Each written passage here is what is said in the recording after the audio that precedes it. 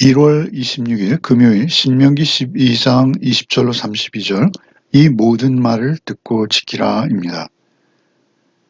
이제 어제 이어서 12장 20절부터 다시 고기를 먹는 규정에 대해서 주의할 점을 모세가 이르시는 것이죠. 그리고 이제 다시 우상 숭배에 대해서 경고하시는 내용입니다. 먼저 20절부터 25절을 읽겠습니다. 내 하나님 여호와께서 내게 허락하신 대로 내 지경을 넓히신 후에 내 마음에 고기를 먹고자 하여 이르기를 내가 고기를 먹으리라 하면 내가 언제나 마음에 원하는 만큼 고기를 먹을 수 있으리니 만일 내 하나님 여호와께서 자기 이름을 두시려고 택하신 곳이 내게서 멀거든 내가 네게 명령한 대로 너는 여호와께서 주신 소와 양을 잡아 내 각 성에서 내 마음에 원하는 모든 것을 먹되 정한 자나 부정한 자를 막론하고 노루나 사슴을 먹는 것 같이 먹을 수 있거니와 다만 크게 삼가서 그 피는 먹지 말라. 피는 그 생명인즉 내가 그 생명을 고기와 함께 먹지 못하리니 너는 그것을 먹지 말고 물같이 땅에 쏟으라. 너는 피를 먹지 말라. 내가 이같이 여호와께서 의롭게 여기시는 일을 행하면 너와 내 후손이 복을 누리리라. 특별히 20절에 내 지경을 넓히신 후에 내 마음에 고기를 먹고자 하면 먹으라는 것입니다. 마음에 원하는 만큼 고기를 다 먹으라는 것이죠. 이 지경을 넓히신 후는 가나안 땅에 들어갔을 때를 말하는 것입니다. 그 가나안 땅 브엘세바 단을 이야기하지 않습니까? 최남단 브엘세바에서 최북단 단까지의 거리는 약 240km입니다. 하나님께서 택하실 그곳이 어디인지 확실히 정해지지 않았으나 그것이 거의 가운데 부분에 정해진다 하더라도 120, 30km? 100km 이상 또는 수십 킬로를 걸어와야지만 도축을 할 수 있는, 고기를 잡을 수 있는 그러한 상황이라는 것이죠. 하나님께서는 그 율법을 식용을 위한 도사를 쉽게 할 수 있도록 각자 자기가 살고 있는 그 성읍에서 도축할 수 있도록 허용하십니다. 지경을 넓혀주심에 따라서 그들의 생활상도 바꾸어주시는 것이죠. 21절에 만일 내 하나님 여호와께서 자기 이름을 두시려고 택하신 곳이 내게서 멀거든 소와 양을 잡아 내 각 성읍에서 잡아서 내 마음에 원하는 모든 것을 먹으라는 것입니다. 22절에는 정한 자나 부정한 자를 막론하고 정한 자나 부정한 자를 막론하고 그 부정한 자는 실제 하나님의 제물로 드려졌던 헌제물의 고기를 먹을 수 없었어요.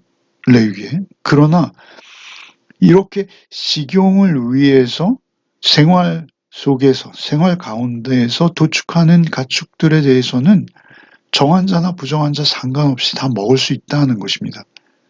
정한 자나 부정한 자를 막론하고 노루와 사슴을 먹는 것 같이 먹을 수 있다. 그러나 23절에 다만 크게 삼가서 다만이라고 번역됐으면 그러나 역접입니다. 다 고기는 먹지만 피는 먹지 말라라고 말씀하시는 것이죠. 왜 그렇습니까? 피는 생명인즉 내가 그 생명을 고기와 함께 먹지 못하리라. 사실 그 피는 생명과 깊이 연관되어 있다라는 것이죠. 우리 몸에서 실제 그렇습니다. 그런데 그 피가 의미하는 바가 더 중요한 것이죠. 그 피가 생명이라는 것이죠. 피는 우리 온몸에 산소와 영양분을 공급하고 우리 몸의 노폐물들을 제거하는 것이죠. 피의 흐름이 멈춘다면 우리는 죽음에 이르는 것이죠. 그런데 그 피가 계속 우리 몸속에 흐르고 있는데 그 피는 생명을 의미한다라는 것입니다. 창세기 또 레위기 7장 또 17장에서 특별히 레위기에서는 그 피를 먹으면 죽는다라고까지 경고하시는 것이죠. 왜 그렇습니까? 생명이 그 피에 있기 때문에 그렇습니다. 생명은 오직 하나님께 있다라는 것을 잊지 말라는 의미가 있는 것이죠. 그들이 경건한 삶을 산다는 것, 그것은 무엇입니까? 생명을 함부로 대하지 않는 것입니다. 그러나 이제 이 시대에 우리에게 있어서는 그런 제약이 없습니다. 먹는 것에 대한 제약은 없습니다. 그러나 지금 그 시대, 그리고 또 하나님께서 그 피로 상징되어지는 성경의 가장 중요한 그 역사, 우리를 구원해내시는 구원의 역사, 그 많은 제사 제도들을 통해서 그들은 피를 제단 위에 뿌리고 흘려보내야 했고요. 그리고 그것이 생명을 의미하는 바, 결국 그 생명을 잃어버린 우리를 그 생명으로 다시 인도해 내시기 위해서 하나님께서 그 피로 상징되어지는 생명을 우리에게 보여주시고 우리에게 그 생명을 새롭게 하시는 역사를 그 피라는 매개체를 통해서 우리에게 보여주시는 것이죠. 그것이 무엇입니까? 예수의 보혈입니다. 예수의 피 흘림이신 것이죠. 그 피 흘림으로 말미암아 우리는 정결해지고 속죄함을 입는 것이죠. 그 대속의 은혜로 우리는 생명을 얻게 되는 것이죠. 사실은 그것을 예표하는 피이기 때문에 그 피는 특별히 창세기에서부터 각별히 그 의미로 이렇게 예표되어져 왔던 것입니다. 그래서 24절에 너는 그것을 먹지 말고 물같이 땅에 쏟으라. 25절에 너는 피를 먹지 말라. 내가 이같이 여호와께서 의롭게 여기시는 일을 행하면 너와 내 후손이 복을 누리리라. 피를 먹지 않는 것을 여호와께서 의롭게 여겨 주신다는 거예요. 여호와께서 옳다고 인정해 주시는 거예요. 옳다고 보아 주시는 것입니다. 의롭게 여겨 주시는 거예요. 그 의롭게 여겨 주시는 그 하나님의 은혜인 것이죠. 그 의롭게 여기시는 일을 행하면, 그것을 행하면 너와 내 후손이 복을 누리라. 너만이 아니라 내 후손들까지 복을 누리게 된다. 이렇게 말씀하시는 것이죠. 사실은 그 피의 의미가 우리에게 더욱 중요할 것입니다. 그 피를 땅에 쏟는 것, 그것이죠. 그들의 식용으로 할 때 땅에 쏟는 것이죠.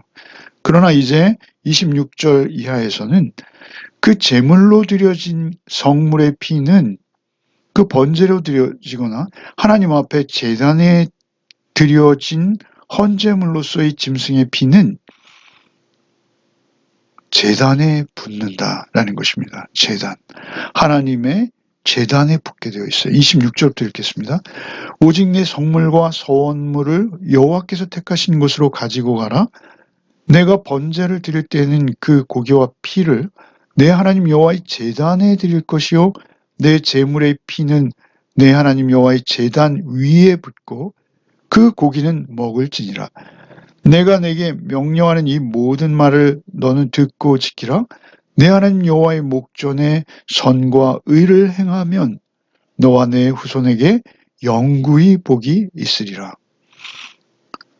그렇게 일반적으로 식용으로 먹는 양과 소를 도축할 때는 피를 땅에 쏟아버리는 것이요.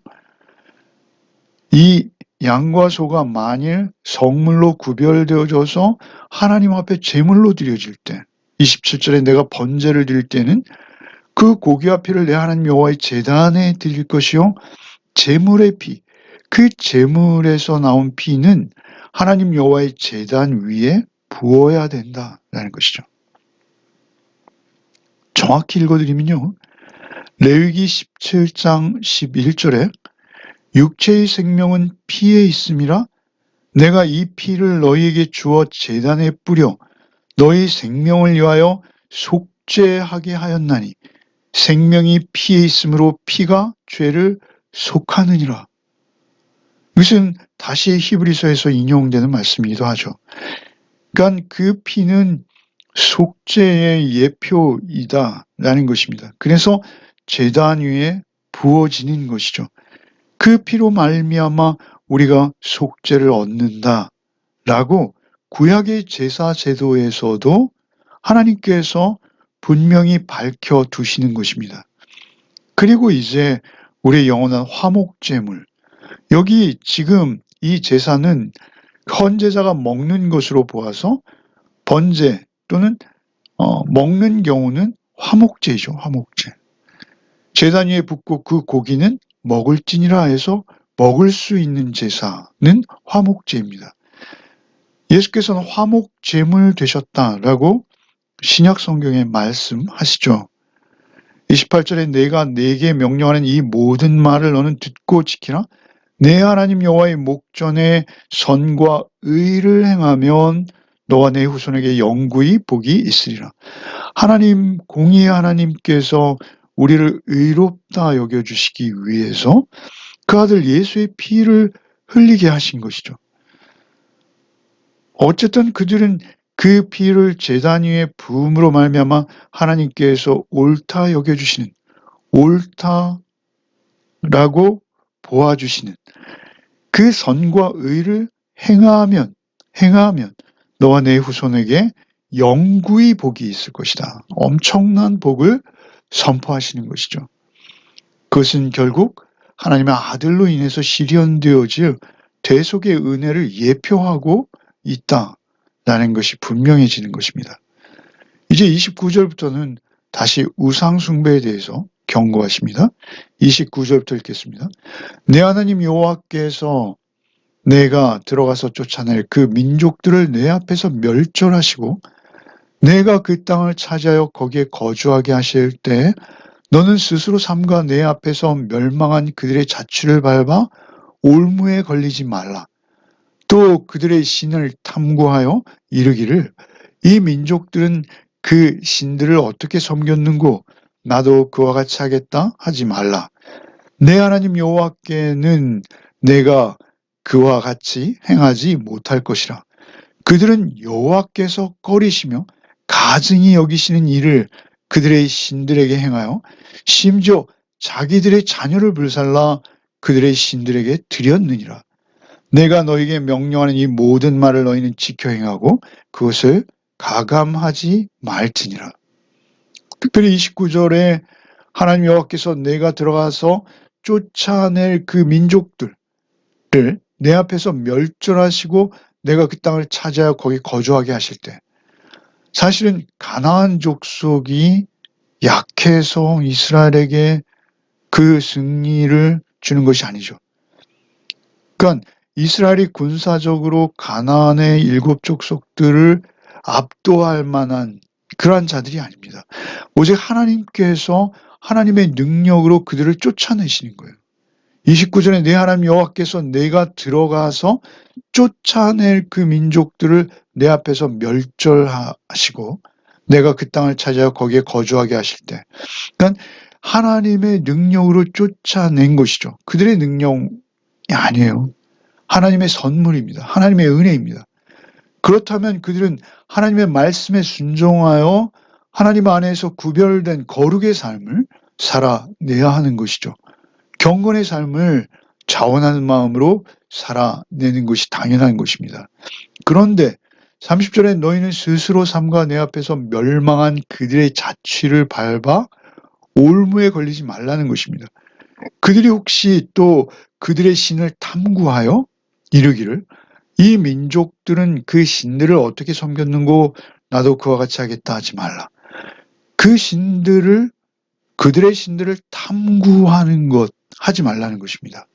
탐구한다는 건 면밀히 살펴서 알아보는 것을 말합니다. 그 신들을 면밀히 살펴서 알아보 아예 관심도 갖지 말라는 것입니다. 그 바알과 아세라에 대해서 구체적으로 알려하지 말라는 것입니다. 그 신들을 탐구하여 이르기를 이 민족들은 그 신들을 어떻게 섬겼는고 그들이 어떻게 섬겨서 이렇게 농사를 잘 짓는고 이런 것들이 그들에게 약점이 될 수 있고 유혹이 될 수 있다는 것입니다. 가령 우리가 부처님 오신 날 특집 이런 거 이렇게 TV에서 보다가 말이죠. 그런 어떤 지적 호기심이 생겨서 계속 그쪽의 문헌들을 보다가 매료될 수도 있어요. 그 인간적으로는 굉장히 매력적이거든요. 아주 교묘한 논리와 방법이 있거든요. 오히려 욕망과 탐욕과 쾌락을 부채질하면서도 사실 우리 스스로 느끼지 못할 수도 있는 것이고요. 영매, 무당, 거짓 미신 이런 것들이 얼마나 난무하는 세태입니까? 그들을 그들만의 논리와 학문으로 무장하고 있습니다.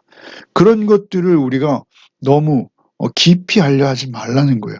그 시간에 오히려 우리는 하나님의 말씀을 더 깊이 알려해야 하는 것이죠.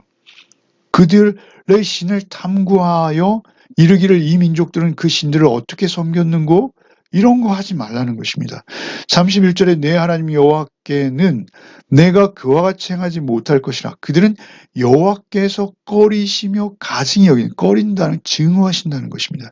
가증히 여긴다, 구역질 날 만큼 혐오스러워 하신다라는 것입니다. 가증히 여기시는 일을 그들의 신들에게 행하여 심지어 자기의 자녀를 불살라 그들의 신들에게 드렸느니라. 인신제사를 했다는 것이죠. 여러분, 이것은 이스라엘이 타락했을 때 히스기야의 아들 므낫세가 자기 아들을 불 가운데 지나게 하죠. 히스기야의 손자입니다. 이스라엘의 역사가 왜 그렇게 비참하게 바벨론으로 끌려가야 했습니까? 그것은 그들이 하나님의 일계명, 지금 일계명에 대한 주석을 계속하고 계신 것이거든요. 그 일계명을 어긴 것입니다. 32절에 내가 너에게 명령하는 이 모든 말을 너희는 지켜 행하고 그것에 가감하지 말지니라. 말씀은 말씀대로 받고 말씀으로 해석하고 말씀에 순종하며 말씀을 지켜나가는 것입니다. 오늘 하루의 삶 속에서도 오직 말씀을 듣고 지켜내는 우리 모두가 되기를 바랍니다. 하나님의 말씀은 순종의 대상이지 우리가 연구하고 판단하는 대상이 아닙니다. 하나님의 말씀은 오직 우리가 귀 기울여 순종해야 될 의무가 있는 것이죠. 구원받은 자라면 마땅한 것입니다. 기도하시겠습니다. 주님, 감사합니다. 우리에게 오늘도 말씀 주셔서 하루를 시작하게 하시니 감사합니다. 참으로 주의 은혜로 우리가 구원 얻어 자유함을 얻었으니 주님, 우리에게 주신 이 구원과 자유함을 소홀히 여기지 않게 하시고 오직 주의 말씀에 오늘 순종하여 생명을 생명되게 하고 생명을 귀히 여기며 그 생명을 존중하며 섬겨내는 또 하루를 살게 하여 주시옵소서. 예수 그리스도 이름 받들어 기도하옵나이다. 아멘.